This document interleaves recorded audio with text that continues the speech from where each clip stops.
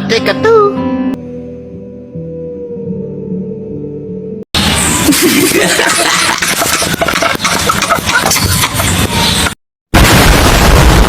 Halo semuanya, selamat datang di podcast kami kali ini.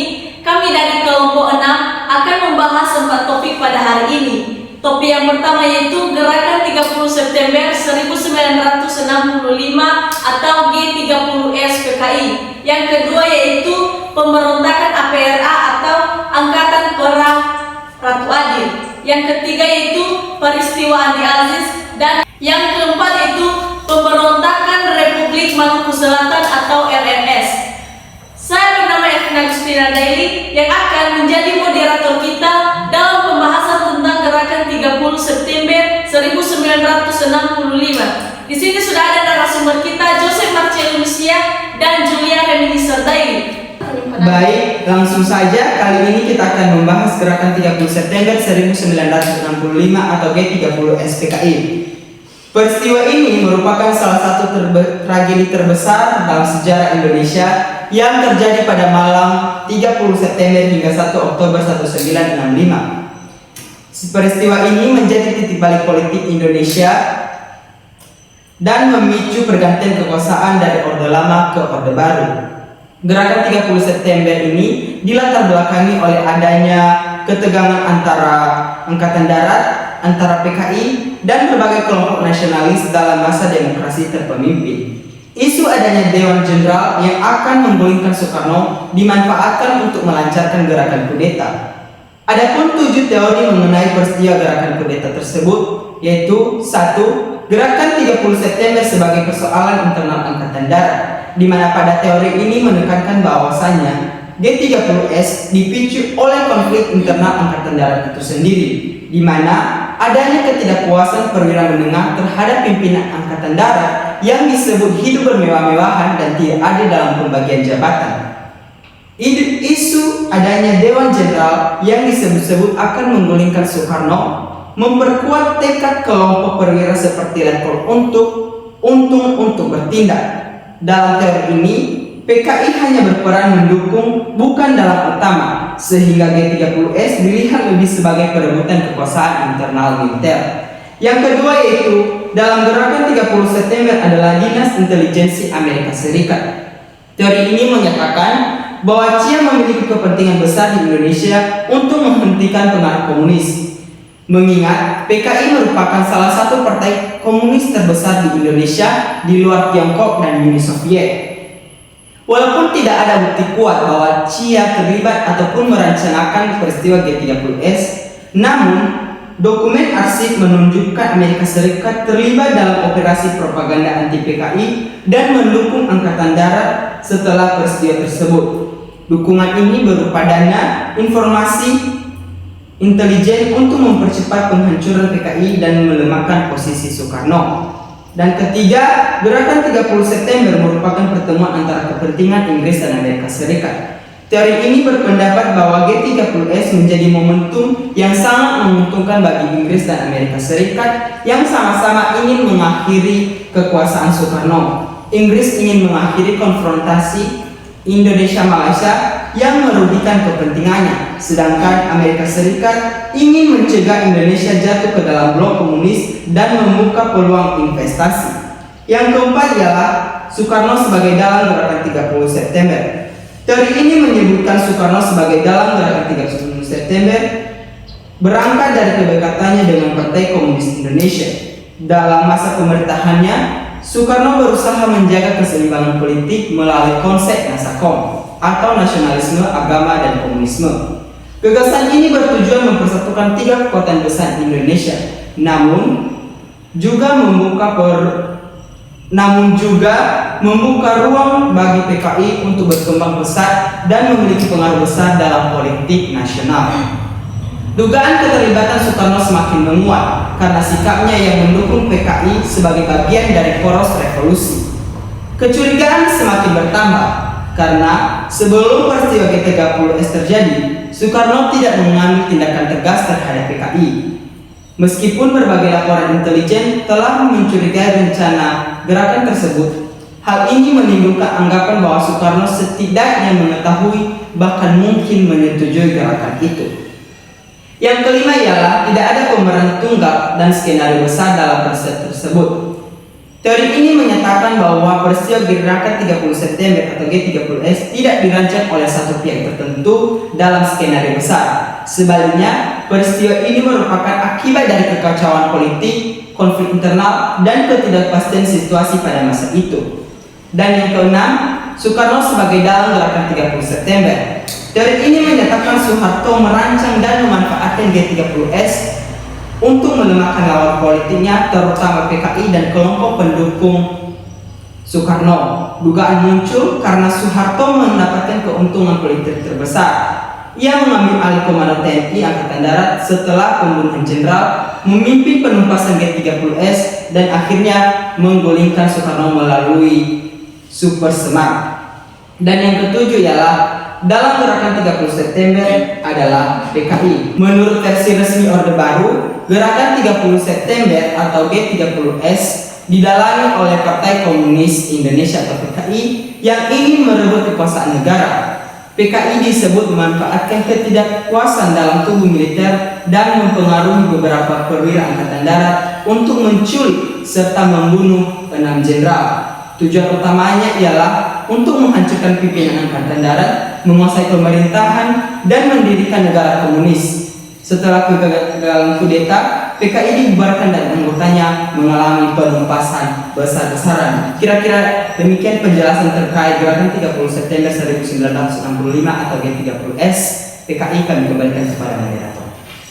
Wow, sangat luar biasa penjelasan dari teman kami Joseph. Dari penjelasan teman kami Joseph, apakah CIA Dinas Intelijen Amerika Serikat terlibat dalam peristiwa gerakan 30 September serta bagaimana kepentingan Inggris dan Amerika Serikat terkait dengan gerakan 30 September? Sebenarnya belum ada bukti kuat bahwa CIA langsung menjadi dalang gerakan 30 September 1965 atau G30S PKI. Namun, banyak indikasi lain bahwa Amerika Serikat melalui CIA mendukung Angkatan Darat setelah peristiwa itu terjadi, terutama dalam propaganda dan penumpasan PKI. Dengan kata lain, CIA mungkin bukan penggerak utama, tetapi pemain penting dalam memanfaatkan hasil peristiwa G30S. Dan untuk selanjutnya, yang menjadi kepentingan Inggris dan Amerika Serikat terkait G30S PKI ialah Inggris ingin mengakhiri konfrontasi Indonesia-Malaysia, sedangkan Amerika Serikat khawatir terhadap dominasi PKI. Walaupun keduanya memiliki kepentingan besar di Indonesia, tidak ada bukti kuat bahwa mereka menjadi perancangan langsung G30S. Kira-kira demikian, kami kembalikan kepada moderator. Masih seputar gerakan 30 September atau PKI, apa yang menjadi dampak dari gerakan 30 September 1965? Yang menjadi dampak G30 September atau PKI yaitu pembunuhan 7 jenderal, pembubaran dan pelegaran PKI, penangkapan serta pembunuhan massa sepertinya, melemahkan Soekarno, dan lainnya Soeharto melalui Super Semar yang menandai lahirnya Orde Baru, timbulnya trauma dan keterpukan terhadap komunisme di masyarakat. Kira-kira dari saya kembalikan kepada moderator. Baik, demikian untuk topik G30S PKI. Dilanjutkan oleh topik berikutnya. A few moments later. Baik, langsung saja saya ambil alih. Saya Jose Marcianusia sebagai moderator kita terkait pemberontakan APRA atau Angkatan Perang Ratu Adil. Di sini sudah ada narasumber kita, Elia Firdaili dan Julia Reminiscer, yang akan membantu kita memaparkan kepada kita terkait peristiwa tersebut. Kepada teman kami persilakan. Baik, langsung saja saya akan membahas tentang pemberontakan APRA atau Angkatan Perang Ratu Adil. Pemberontakan APRA atau Angkatan Perang Ratu Adil terjadi pada 23 Januari 1950 yang berlokasi di Bandung. Pemberontakan ini dipimpin oleh Raymond Westerly atau mantan perwira KNIR. Perlu kita ketahui terlebih dahulu, pemberontakan APRA ini berlatar belakang atas penolakan pembubaran KNIR atau keinginan mempertahankan bentuk federal atau RIS, serta menolak integrasi militer ke TNI. APRA menyerang Bandung sehingga menewaskan kurang lebih 64 orang dan merencanakan kudeta di Jakarta namun gagal. Tujuan APRA ini itu mempertahankan negara Pasundan dan pengaruh Belanda di Indonesia. Pemberontakan ini gagal karena tidaknya mendapat dukungan dari rakyat sehingga TNI berhasil menguasai situasi. Akibatnya, Sterling melarikan diri dan negara Pasundan bubar, serta peristiwa ini mempercepat Negara Kesatuan Republik Indonesia kembali atau NKRI. Demikian. Baik, cukup luar biasa pemaparan dari teman kita Eliakim Deli. Namun seputar topik ataupun peristiwa tersebut, apa yang melatar belakangi terbentuknya APRA serta apa tujuan utama pemberontakan APRA? Baik, saya akan menjawab pertanyaan dari moderator. Bagaimana pertanyaan itu latar belakang dan tujuan? Latar belakang terbentuknya APRA yaitu terbentuk karena penolakan pembubaran KNIL, keinginan mempertahankan bentuk federal RIS, dan menolak integrasi tentara ke TNI. Dan tujuan utama pemberontakan APRA ini yaitu untuk mempertahankan negara Pasundan, kepentingan Belanda, dan menolak kembalinya Indonesia menjadi negara kesatuan. Kira-kira begitu.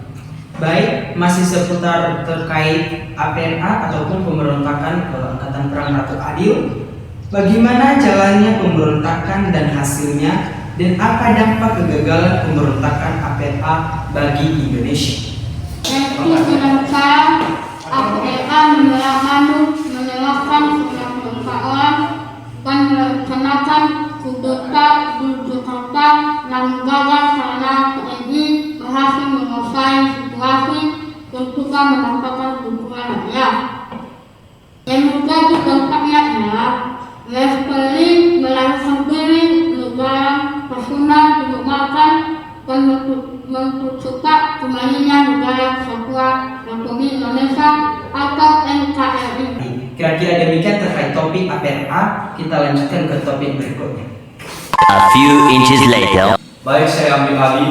Saya bernama Miman Afini Sulisti Radia sebagai moderator pada topik pembahasan peristiwa Andi Aziz, dan di sini narasumber kita bernama Ervin Agustina Daily dan Julian Indonesia Daily sebagai narasumber kita yang akan menjelaskan tentang peristiwa Andi Aziz. Kepada narasumber, silakan. Bagian C, peristiwa Andi Aziz. Setelah konferensi meja bunder 1949, Indonesia berbentuk Republik Indonesia Serikat atau RIS, termasuk negara Indonesia Timur (NIT) di Sulawesi Selatan. Pemerintah RIS berencana menyatukan negara bagian menjadi NKRI. Namun, sebagian kelompok, terutama bekas tentara NKIL, menolak karena khawatir kehilangan pengaruh dan jabatan. Kapten Andi Aziz, mantan perwakilan KNIL, memimpin sekitar 7.000 bekas pasukan KNIL pada 5 April 1990 untuk merebut Makassar dan menolak kedatangan pasukan APRIS di Jawa. Mereka bahkan menahan beberapa pejabat pemerintah RIS. Pemerintah segera meminta Andi Aziz ke Jakarta. Setelah tiba, ia ditangkap dan diadili, sementara pasukan APRIS merebut kembali Makassar. Pemberontakan ini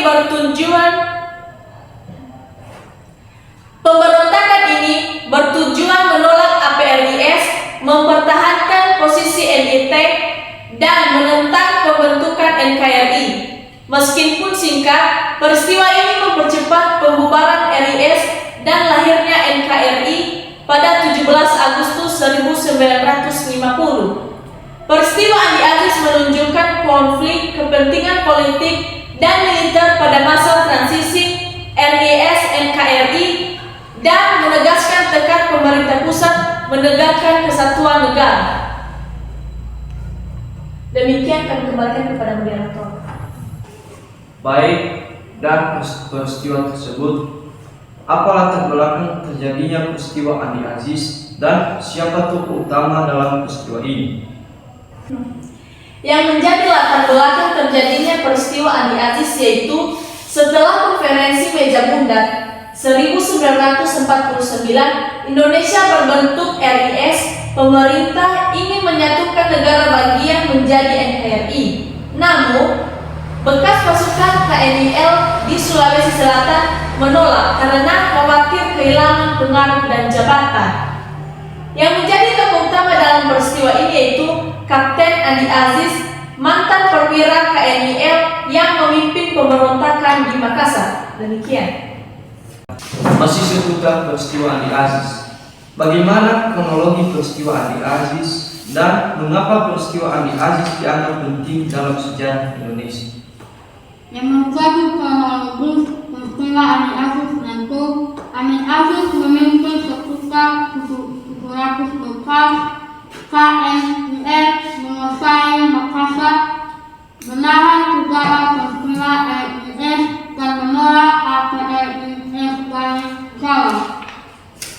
Peristiwa RIS memerintahkan Andi Aziz ke Jakarta setelah tinggal di Angka dan diadili. Pasukan APRIS merebut kembali Makassar. Yang menjadi peristiwa Andi Aziz disertai tentu dalam sejarah Indonesia yaitu peristiwa ini menunjukkan konflik kepentingan politik dan militer pada masa transisi RIS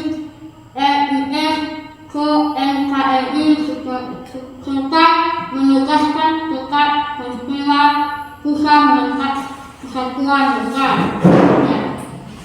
Baik, kira-kira demikian pembahasan tentang topik peristiwa Andi Aziz dan dilanjutkan oleh topik selanjutnya. Demikian. 2 hours later. Baik, saya ambil alih.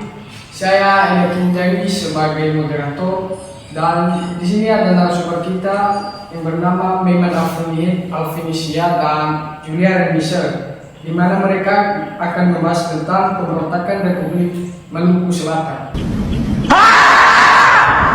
Untuk lebih jelaskan, kita kembalikan kepada narasumber.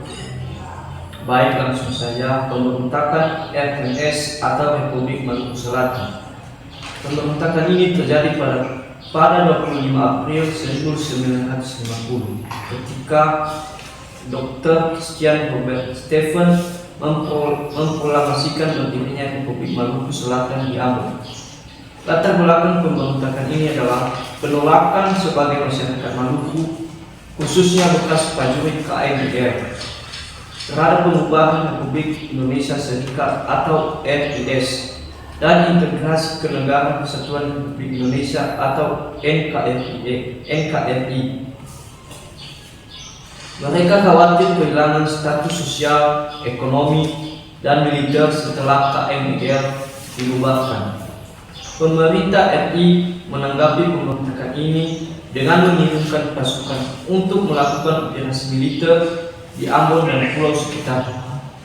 Setelah pertempuran sengit, pasukan pemerintah berhasil menguasai Ambon pada November 1950. Namun, Somokil melarikan diri ke Pulau Serah dan melanjutkan perlawanan secara gerilya hingga akhirnya tertangkap pada tahun 1963 dan dieksekusi mati pada 1966. Meskipun pemberontakan RMS berhasil dipadamkan, dampaknya masih terasa hingga kini karena gerakan RMS tetap hidup di luar negeri, terutama di Belanda dalam bentuk organisasi separatis yang memperjuangkan kemerdekaan Maluku Selatan. Demikian. Baik, dari penjelasan tersebut, bagaimana pemerintah Indonesia menanggapi pemberontakan RMS? Yang menjadi terdasar pemerintah Indonesia menanggapi pemberontakan yang terkait RMS yaitu pemerintah memilih pasukan untuk menuntas pemberontak melalui operasi militer pada September sampai November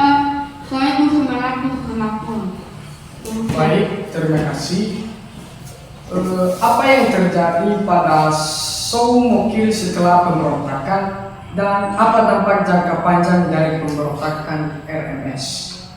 Baik yang terjadi pada Soumokil setelah pemberontakan yaitu dia melarikan diri ke Pulau Seram, memimpin gerilya sehingga tertangkap tahun 1963 dan dieksekusi mati pada tahun 1966. Dampak jangka panjang dari pemberontakan RMS yaitu RMS tetap hidup sebagai gerakan separatis di luar negeri, terutama di Belanda, meskipun di Indonesia pemberontakan telah berhasil dipadamkan. Demikian.